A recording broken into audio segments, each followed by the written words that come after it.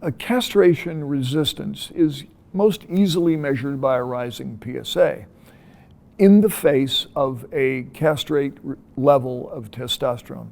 In this case, the patient's testosterone was very low, less than 3, and his PSA was rising. That's the definition of castration resistance. Now, usually we like to also look to see whether there's new bone metastases. And in that case, this patient underwent a CT, and it did in fact show new bone lesions. Now, there's a lot of debate about whether you need a bone scan to prove that, because the bone scan will show variable changes. It's not uncommon for the bone scan to become much improved, such that in some cases, the bone scan is virtually normal. And the only thing you'll see on the CAT scan is white bone areas, many of which are probably inactive. So there's a debate as to how you can image to prove castration resistance. Some of us use the older standard of F18. Some of us are using the Axeman scan, some using the PSMA scan. But a definition of a new bone lesion is sometimes required for clinical trials. And a new bone lesion, usually it's got to be seen in a bone scan. In this case, the patient was obvious. He had a rising PSA and new bone lesions, so it was no debate clinically about his state, namely he was castration resistant, rising PSA. In the castration sensitive patients, most are already metastatic to bone. Some will be metastatic only to the lymph nodes and or other organs such as lung or liver or adrenal gland. But the majority of patients who present, as this patient did, with de novo castration sensitive disease will have bone metastases. And then if he had them before, he still has them. They haven't gone away. The incidence of bone metastases is about 70 to 90% of all patients with hormone-sensitive metastatic disease.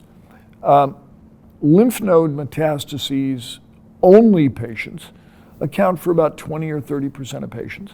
They do better than bone metastases. They're a minority of the patients. So when we think about the development of castration resistance in lymph node metastases patients, that will manifest by measurable disease, increasing lymph nodes in the chest, abdomen, or pelvis, and only a small number of bone metastases. So, for example, I have a patient right now who has a PSA of 1,000 and hardly any bone metastases, but large volume lymph node metastases. Those are slightly different patients. They're a different biology. They live longer. They're less likely to have pain. And of course, targeting the bone isn't as necessary.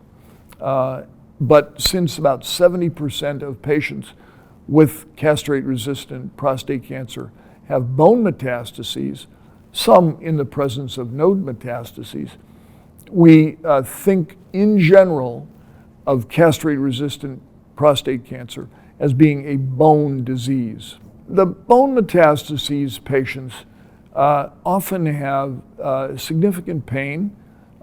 They will have migratory pain. They are prone to fractures. They are prone to stress fractures, including falls and bone insufficiency.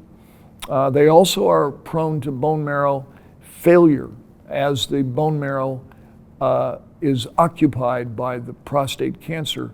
They become anemic, their alkaline phosphatase rises, their pain scores rise, and it becomes very challenging to care for them because they're not immediately at risk for death from a visceral crisis, like their liver does not fail or their lungs don't fail or it doesn't spread to the brain, but it's fairly unpleasant for these patients. In our patient, his PSA was rising. He had new bone metastases. He did not have new visceral metastases. He didn't have lung, liver, or new nodal metastases.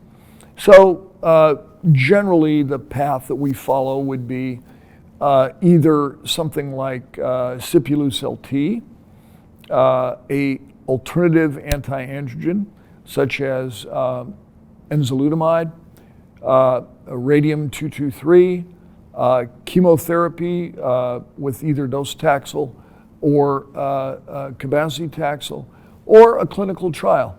All of those are acceptable options, and exactly which sequence they should be given in remains the subject of considerable debate.